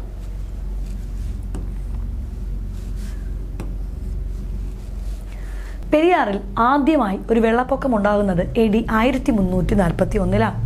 അത് കഴിഞ്ഞിട്ട് സെക്കൻഡ് ഫ്ലഡ് എപ്പോൾ ഉണ്ടായെന്ന് ചോദിച്ചാൽ മിക്ക കുട്ടികളും പറയുന്നത് 1924 99 വെള്ളപ്പൊക്കം 1924. എന്നാൽ വ്യക്തമായി അറിയണം, അതിനു മുമ്പ് ഒരു വെള്ളപ്പൊക്കം പെരിയാറിലുണ്ടായിട്ടുണ്ട്. എന്താണ് ആ വെള്ളപ്പൊക്കം? 1789 എന്നൊരു ഇയർ കേട്ടിട്ടുണ്ടോ? ഫ്രഞ്ച് വിപ്ലവം നടന്ന കാലം അല്ലേ? 1789 ഫ്രഞ്ച് വിപ്ലവം. നിങ്ങൾ ആലോചിക്കണം, 1789 ഫ്രഞ്ച് റവല്യൂഷൻ നടക്കുന്ന സമയത്ത് നമ്മുടെ ഇവിടെ മലബാർ പ്രദേശം മൊത്തം ഒരാൾ ഭയങ്കര ആക്രമണം നടത്തുന്നു. ആരാണ്? മലബാർ പ്രദേശം മൊത്തം വെട്ടി പിടിക്കുവാണ്. ആര്? നമ്മുടെ ടിപ്പു സുൽത്താൻ്റെ ആക്രമണം നടക്കുവാണ് മലബാർ പ്രദേശം. ഏത് വർഷം? 1789. 1789 മലബാർ പ്രദേശം മൊത്തം നമ്മുടെ ടിപ്പു ആക്രമിച്ചുകൊണ്ട് ഇരിക്കുവാണ്. നാട്ടുരാജ്യങ്ങളും എല്ലാം കയ്യിലാക്കുന്നു. ആര്? ടിപ്പു സുൽത്താൻ. അവിടെയുള്ള ആൾക്കാരെല്ലാം പേടിച്ച് പലായനം ചെയ്യുവാണ്. ആരും ആർക്കും അഭയവും അന്നവും ഒന്നും കൊടുക്കുന്നില്ല. അപ്പോൾ ഇതെല്ലാം അറിഞ്ഞിട്ട് ഒരൊറ്റ the only one ruler in history, ചരിത്രത്തിലെ ഒരൊറ്റ ഭരണാധികാരിയാണ് അവർക്ക് ഷെൽട്ടർ കൊടുത്തത്, അഭയം കൊടുത്തത്. അദ്ദേഹം വേറെ ആരുമല്ല, അദ്ദേഹത്തിനെ നമ്മൾ വിളിച്ചു ധർമ്മരാജ. കാർത്തിക തിരുനാൾ രാമവർമ്മ എന്ന് വിളിക്കുന്ന നമ്മുടെ തിരുവിതാംകൂറിലെ ഭരണാധികാരിയിരുന്ന ധർമ്മരാജ. അപ്പോൾ അദ്ദേഹം എന്ത് ചെയ്തു? അദ്ദേഹത്തിൻ്റെ നേതൃത്വത്തിൽ അദ്ദേഹത്തിൻ്റെ ദിവാൻ രാജ കേശവദാസൊക്കെ ഉണ്ട്. അപ്പോൾ അവരുടെ എല്ലാം നേതൃത്വത്തിൽ എല്ലാവർക്കും ഷെൽട്ടർ കൊടുത്തു. അങ്ങനെ ഷെൽട്ടർ കൊടുത്തപ്പോൾ ഇതാരറിഞ്ഞു? നമ്മുടെ ടിപ്പു ഒക്കെ അറിഞ്ഞു. ടിപ്പു അറിഞ്ഞിട്ട് തിരുവിതാംകൂർ ആക്രമിക്കാൻ അറ്റാക്ക് ചെയ്യാൻ വരുവാണ്. ആ തിരുവിതാംകൂർ അറ്റാക്ക് ചെയ്യാൻ വരുന്ന സമയത്ത് ടിപ്പുവിനെ ചെറുത്ത് നിൽക്കണമല്ലോ. അപ്പോൾ അതിനുവേണ്ടി ഒരു കോട്ട പണിതു ഈ വർഷം 1789. 1789 നെടും കോട്ട.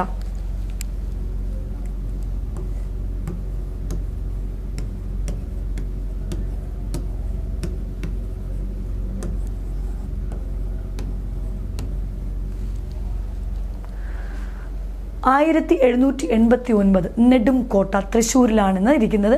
ഇത് പണിതു ആരെ ചെറുക്കാൻ വേണ്ടി? നമ്മുടെ ടിപ്പുവിനെ ചേർത്ത് നിർത്താൻ വേണ്ടി. ടിപ്പുവിന് ഇതൊന്നും പുത്തരിയല്ലല്ലോ. ഒരു കോട്ട തകർക്കാനുള്ള എല്ലാ സാമഗ്രികളും ടിപ്പുവിൻ്റെ കയ്യിലുണ്ട് അല്ലേ? പക്ഷേ 1789 തിരുവിതാംകൂർ ആക്രമിക്കാൻ വരുന്നെന്ന് അറിഞ്ഞപ്പോൾ സൈക്കോളജിക്കൽ മൂവ്മെൻ്റായിട്ട് നമ്മൾ പെരിയാറിൽ വെള്ളപ്പൊക്കം ഉണ്ടാക്കിയതാണ് പറയുന്നത്. കാരണം അന്ന് ഇഷ്ടംപോലെ വെള്ളം പെരിയാറിലുണ്ടല്ലോ. അന്ന് അണക്കെട്ടൊന്നും വന്നിട്ടില്ലല്ലോ. കേരളത്തിലെ ആദ്യത്തെ അണക്കെട്ട് മുല്ലപ്പെരിയാറാണല്ലോ. അപ്പം മുല്ലപ്പെരിയാർ 1895 നമ്മുടെ ഈ സംഭവം നടക്കുന്നത് 1789 1789. അപ്പോൾ അന്ന് എന്ത് ചെയ്തു? അവിടെ ഇഷ്ടംപോലെ അവിടെയുള്ള ആൾക്കാരെയൊക്കെ മാറ്റി താമസിപ്പിച്ചിട്ട് ഈ പെരിയാറിലെ വെള്ളമെല്ലാം ഈ തടയണ പോലെ കെട്ടി ശേഖരിച്ച് വെച്ചിരുന്നു. ഇതെല്ലാം തുറന്നു വിട്ടെന്നാണ് പറയുന്നത്. അങ്ങനെയാണ് 1789 പെരിയാറിൽ വെള്ളപ്പൊക്കം ഉണ്ടായി.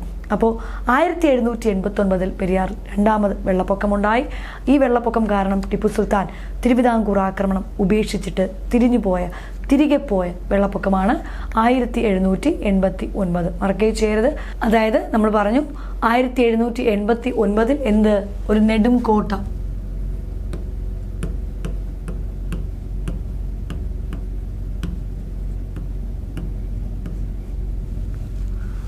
നെടുംകോട്ട തൃശ്ശൂരിലുണ്ട്, ഓർത്തോണേ. അതുപോലെ 1789 നമ്മളെ ടിപ്പു സുൽത്താൻ വന്നിട്ട് തിരികെ പോയത്, ഓർത്തോണം. പെരിയാറിലെ സെക്കൻഡ് വെള്ളപ്പൊക്കം. നമ്മൾ AD 1341 ഫസ്റ്റ് വെള്ളപ്പൊക്കം ഉണ്ടായെന്ന് പറഞ്ഞില്ലേ? ആ വെള്ളപ്പൊക്കത്തിൽ കൊടുങ്ങല്ലൂർ മുസിരിസ് തുറമുഖം നശിച്ചതാണ്. ചോദിച്ചിട്ടുണ്ട്, കൊടുങ്ങല്ലൂർ തുറമുഖം അല്ലെങ്കിൽ നമ്മുടെ മുസിരിസ് തുറമുഖം നശിക്കാൻ ഇടയായ വെള്ളപ്പൊക്കം നമ്മുടെ എവിടെ ഉണ്ടായി? പെരിയാറിലുണ്ടായതാണ്. AD 1341. Port that was destroyed by flood in Periyar. പെരിയാറിൻ്റെ വെള്ളപ്പൊക്കത്താൽ നശിച്ച തുറമുഖമാണ് കൊടുങ്ങല്ലൂർ പോർട്ട്. കൊടുങ്ങല്ലൂർ തുറമുഖം ഏത് സമയം? AD 1341. 1341. അടുത്ത നമ്മൾ പറഞ്ഞു നമ്മുടെ ടിപ്പു സുൽത്താൻ തിരുവിതാംകൂർ ആക്രമണം ഉപേക്ഷിക്കാൻ കാരണമായ വെള്ളപ്പൊക്കം 1789 വെള്ളപ്പൊക്കം. മൂന്നാമത്തെ വെള്ളപ്പൊക്കമാണ് കൊല്ലവർഷം, കൊല്ലം ഇയറ അല്ലേ? കൊല്ലം ഇയറ 1099. കൊല്ലവർഷം നമ്മുടെ മലയാള വർഷമാണ് കൊല്ലവർഷം. 1999 ഉണ്ടായ 99 വെള്ളപ്പൊക്കം എന്ന് വിളിക്കുന്ന 1924 ഫ്ലഡാണ് നമ്മുടെ മൂന്നാമത് പെരിയാറിലുണ്ടായ വെള്ളപ്പൊക്കം എന്ന് പറയുന്നത്. ഇനി ഈ പെരിയാറിൽ ഇഷ്ടംപോലെ പോഷക നദികളുണ്ടെന്ന് നമ്മൾ പറഞ്ഞു. പെരിയാറിൽ ആദ്യം ചേരുന്ന പോഷക നദിയാണ് മുല്ലയാർ. എത്രയോ തവണ ചോദിച്ചിട്ടുണ്ട്. പെരിയാറിൽ ആദ്യം ജോയിൻ ചെയ്യുന്നത് മുല്ലയാറാണ്. ഈ മുല്ലയാർ വരുന്നത് കോട്ടമല എന്ന സ്ഥലത്തു നിന്നാണ്. അതായത് നമ്മൾ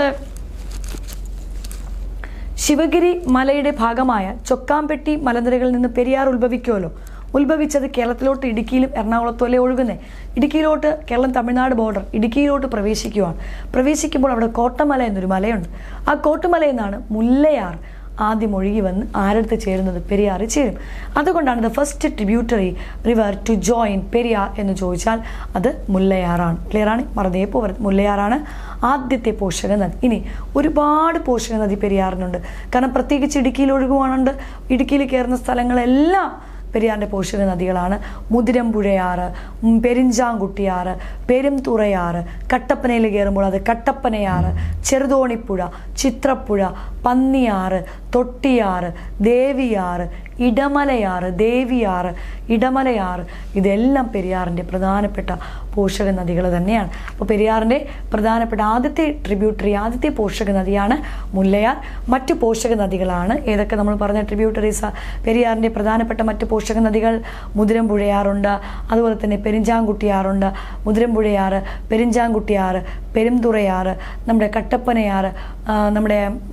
കട്ടപ്പനയാറ്, ഇടമലയാറ്, ചെറുതോണിപ്പുഴ, ചിത്രപ്പുഴ, പന്നിയാറ്, തൊട്ടിയാറ്, ഇതെല്ലാം പെരിയാറിൻ്റെ പ്രധാനപ്പെട്ട പോഷക നദിയാണ്. അതിൽ നമുക്കറിയാം ഇടമലയാറൊക്കെ പ്രധാനപ്പെട്ട ട്രിബ്യൂട്ടറി എന്ന് പറയാൻ കാരണം നമ്മുടെ എറണാകുളം ഡിസ്ട്രിക്റ്റിൽ കൂടെയാണ് ഇടമലയാറൊക്കെ ഒഴുകുന്നത്. കാരണം തട്ടേക്കാട് എറണാകുളത്താണ്. തട്ടേക്കാടിലൂടെ ഒഴുകുന്ന പ്രധാന നദി പെരിയാറാണ്. തട്ടേക്കാടിലൂടെ ഒഴുകുന്ന ആ ഒരു പെരിയാറിൻ്റെ പോഷക നദി ഇടമലയാർ ഉണ്ടേ. അപ്പോൾ എറണാകുളം ഡിസ്ട്രിക്റ്റിൽ ഒഴുകുന്നുണ്ട്? ഇടമലയാറൊക്കെ ഒഴുകുന്നുണ്ട്. അതുകൊണ്ട് ഇടമലയാറൊക്കെ വളരെ പ്രധാനപ്പെട്ട പെരിയാറിൻ്റെ പോഷക നദിയാണ്. ഇനി നമുക്കറിയാം മൂന്നാർ എന്ന പട്ടണം അല്ലെ മൂന്നാറാണ്. ആ പേരിലുണ്ടടാ മൂന്നാർ എന്ന് പറയുമ്പോഴേ മുതിരമ്പുഴ എന്നോർക്കുക. മൂന്നാറിൻ്റെ നല്ല തണ്ണി എന്ന് ഓർക്കുക. മുതിരമ്പുഴ, നല്ല തണ്ണി, കുണ്ടള, മറക്കേ ചെയ്യരുത്. മൂന്നാർ ഒരു ട്രിക്കാണേ.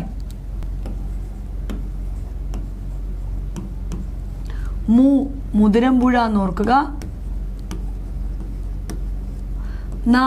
നല്ല തണ്ണി എന്ന് ഓർക്കുക. പിന്നെ ഏതും കൂടെ ഉണ്ട്? കുണ്ടള. അതായത് മൂന്നാറെല്ലാം പെരിയാറിൻ്റെ കണക്റ്റഡ് അല്ലേ? മൂന്നാർ എന്ന പട്ടണം എല്ലാം 3 നദികൾ സംഗമിച്ചുണ്ടാകുന്നത് എല്ലാം പെരിയാറുമായിട്ട് ബന്ധമുള്ളതാണ്. മൂന്നാർ പട്ടണം പെരിയാറിൻ്റെ തീരത്താണ്. അപ്പോൾ മൂന്നാറിൽ മുതിരമ്പുഴയുണ്ട്, നല്ല തണ്ണി, കുണ്ടള, ഇതെല്ലാം പെരിയാറുമായി കണക്റ്റഡ് ആണ്. ക്ലിയർ ആണ്?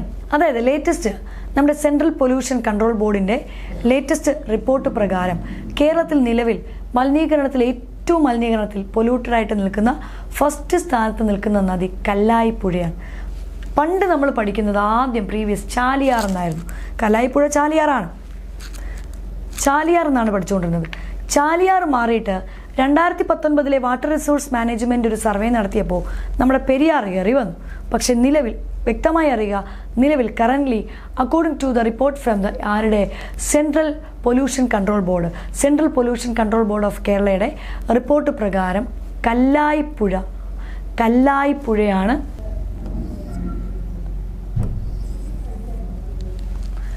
കോഴിക്കോട് ജില്ലയിലൂടെ ഒഴുകുന്ന കല്ലായിപ്പുഴയാണ് കേരളത്തിലെ ഏറ്റവും മലിനീകരണത്തിൽ ഇപ്പോൾ നിലവിൽ മുന്നിൽ നിൽക്കുന്നത്. മറക്കേ ചെയ്യരുത്.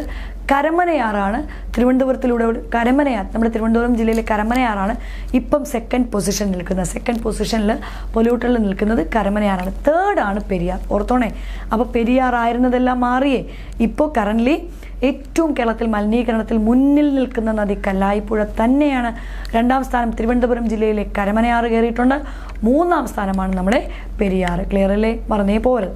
ഇനി നമ്മുടെ എറണാകുളം ജില്ലയിലെ പട്ടണം എന്നൊരു പ്രദേശമുണ്ട്. പട്ടണം എറണാകുളം ജില്ലയിലാണ്. പട്ടണം പെരിയാറിൻ്റെ തീരത്ത് തന്നെയാണ്. അത് നമുക്ക് ചോദ്യം എന്താണ്? Kerala's first multi disciplinary excavation സൈറ്റാണ്. ഒരു പുരാവസ്തു സൈറ്റാണ് നമ്മുടെ പട്ടണം. അതും പെരിയാറിൻ്റെ തീരത്താണ്, എറണാകുളം ജില്ലയിലാണ്. ക്ലിയർ ആണ്? മറന്നു പോരും.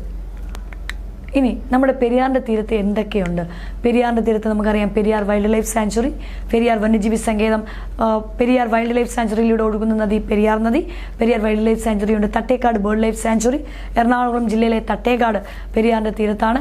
അതുപോലെ തന്നെ തേക്കടി വന്യജീവി സങ്കേതം, പെരിയാർ തന്നെയാണ് Thekkady. Periyar wild life sanctuary is also known as Thekkady wild life sanctuary അല്ലേ. പെരിയാർ തന്നെയാണ് തേക്കടി വന്യജീവി സങ്കേതം. ഇതെല്ലാം പെരിയാറിൻ്റെ തീരത്ത് തന്നെയാണ്.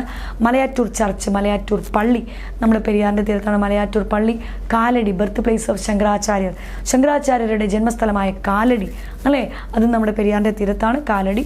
ആ കാലടിയിൽ അദ്ദേഹത്തിൻ്റെ തന്നെ ഓർമ്മയ്ക്കായിട്ട് അദ്ദേഹത്തിൻ്റെ ഒരു മണ്ഡപമുണ്ട്, ആദിശങ്കര കീർത്തി സ്തംഭ മണ്ഡപം. ആദിശങ്കര കീർത്തി സ്തംഭ മണ്ഡപം അതും നമ്മുടെ പെരിയാറിൻ്റെ തീരത്താണ്. അതുപോലെ തന്നെ ആലുവ അദ്വൈതാശ്രമം പെരിയാറിൻ്റെ തീരത്താണ്. ആലുവ അദ്വൈതാശ്രമം ശ്രീനാരായണ ഗുരുവിൻ്റെ ആലുവ അദ്വൈതാശ്രമം നമ്മുടെ പെരിയാറിൻ്റെ തീരത്താണ്. അതുപോലെ തന്നെ ആലുവ ശിവരാത്രി മഹോത്സവം നടക്കുന്ന ഏത് നദിയുടെ തീരത്ത്? ആലുവ ശിവരാത്രി മഹോത്സവം നടക്കുന്ന നദീതീരം നമ്മുടെ പെരിയാർ തന്നെയാണ്. ഉളിയന്നൂർ എന്നൊരു സ്ഥലം കേട്ടിട്ടുണ്ടോ? ഉളിയന്നൂർ. ഉളിയന്നൂർ എന്ന് പറയുന്നത് നമ്മുടെ പെരുന്തച്ഛൻ്റെ ജന്മസ്ഥലമാണ്. ഉളിയന്നൂർ, നമ്മുടെ ഉളിയന്നൂർ പെരിയാറിൻ്റെ തീരത്തുള്ള ഉളിയന്നൂർ നമ്മുടെ ബർത്ത് പ്ലേസ് ആരുടെ? പെരുന്തച്ഛൻ്റെ സ്ഥലമാണ് ഉളിയന്നൂർ എന്ന് പറയുന്നത്. മാർത്താണ്ഡവർമ്മ ബ്രിഡ്ജിലെ മാർത്താണ്ഡവർമ്മ പാലം എല്ലാം നമ്മുടെ പെരിയാറിൻ്റെ തീരത്തുള്ള സംഭവങ്ങളാണ്. ഇനി പെരിയാറിൽ ഏതൊക്കെ ടൈപ്പ് ഡാമുകളുണ്ട്? ഇഷ്ടംപോലെ ഡാം പെരിയാറിലുണ്ട്. The major dam situated on the river Periyar എന്ന് ചോദിച്ചാൽ ഫസ്റ്റ് തന്നെ നമുക്കറിയാം മുല്ലപ്പെരിയാർ ഡാം. കേരളത്തിലെ ആദ്യത്തെ അണക്കെട്ടും ഏറ്റവും പഴക്കം ചെന്ന ഡാമും അല്ലേ മുല്ലപ്പെരിയാർ. കേരളത്തിലെ ആദ്യത്തെ ഡാമും ഏറ്റവും പഴക്കം ചെന്ന ഡാമുമായ മുല്ലപ്പെരിയാർ. നമ്മൾ പറഞ്ഞു ആദ്യം തന്നെ പെരിയാർ മുല്ലയാറിനെയാണ് കാണുന്നത്, അവിടെ ഉണ്ടായതാണ് മുല്ലപ്പെരിയാർ എന്ന് ഓർത്തോണം. ക്ലിയറാണേ? ആ Mullaperiyar dam, lower Periyar dam, Idamalayar അണക്കെട്ട്, ഇരട്ടയാർ ഡാം, ഇടുക്കി ഡാം, ഇതെല്ലാം നമ്മുടെ പെരിയാറിലാണ്. കണ്ടോ? പെരിയാറിൽ സ്ഥിതി ചെയ്യുന്ന പ്രധാനപ്പെട്ട അണക്കെട്ടുകളാണ് നമ്മൾ പറഞ്ഞുകൊണ്ടിരുന്നത്. മുല്ലപ്പെരിയാർ പറഞ്ഞു, ലോവർ പെരിയാർ പറഞ്ഞു, ഇടമലയാർ ഡാം പറഞ്ഞു, ഇരട്ടയാർ ഡാം പറഞ്ഞു, ഇടുക്കി ഡാം പറഞ്ഞു, ചെങ്കുളം അണക്കെട്ടെല്ലാം ഇടുക്കിയിലാണ്. ഇതെല്ലാം കൂടുതലും മേജർ ഡാമുകളും ഇടുക്കിയിലാണ്. ചെങ്കുളം ഡാം നമ്മുടെ പെരിയാറിലാണ്. അതുപോലെ തന്നെ ചെറുതോണി ഡാം, ചെങ്കുളം, ചെറുതോണി, കുളമാവ്. ചെറുതോണിയൊക്കെ ഗ്രാവിറ്റി ഡാമാണ് കേട്ടോ. ചെറുതോണി ഗ്രാവിറ്റി ഡാമാണ്. ചെങ്കുളം, ചെറുതോണി, കുളമാവ്, കുണ്ടള, ഭൂതത്താൻ കെട്ട്. എത്രയോ തവണ PSC ആവർത്തിച്ചൊരു ചോദ്യമാണ് ഭൂതത്താൻ കെട്ട് അണക്കെട്ട്. അതിൽ എറണാകുളത്താണ് ഭൂതത്താൻ കെട്ട് ഡാം, പെരിയാറിലാണ് ഇരിക്കുന്നത് ഭൂതത്താൻ കെട്ട് ഡാം. അതുപോലെ തന്നെ ആനയിറങ്കൽ ഡാം കേട്ടോ, മൂന്നാറിൻ്റെ അടുത്തുള്ള ഡാമാണ് ആനയിറങ്കൽ അണക്കെട്ട്. മാട്ടുപ്പെട്ടി ഡാം, ഇടുക്കിയിലെ മാട്ടുപ്പെട്ടി, ആനയിറങ്കൽ, മാട്ടുപ്പെട്ടി, ഇതെല്ലാം നമ്മുടെ പൊന്മുടി ഡാം. ശ്രദ്ധിക്കണേ, പൊന്മുടി ഡാം ഇടുക്കിയിലാണ്. പൊന്മുടി ടൂറിസ്റ്റ് പ്ലേസ് ആണ് തിരുവനന്തപുരം. പൊന്മുടി ഡാം